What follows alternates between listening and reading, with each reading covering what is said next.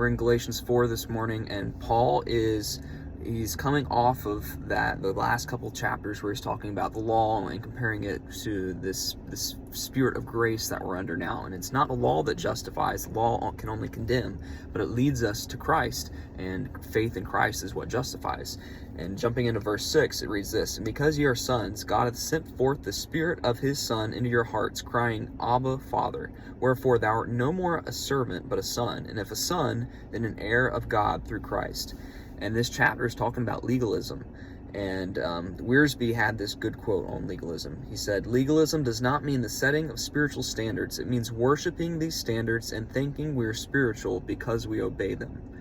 And while we certainly shouldn't worship standards, it is important to have standards. And that's what this verse is getting into. While it may seem like, if you were to compare the slave and the son, the slave probably has more freedom.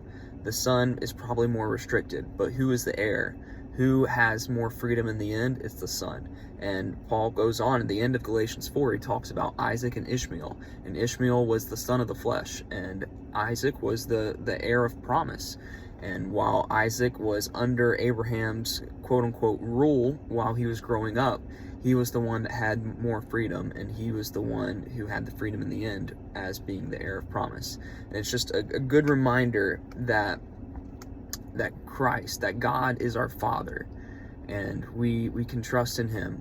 We don't have to worship standards, but it's so important to have standards. And it's not standards that save us, it's Christ that saves us. But we are the heirs of promise, and we should strive to live for God.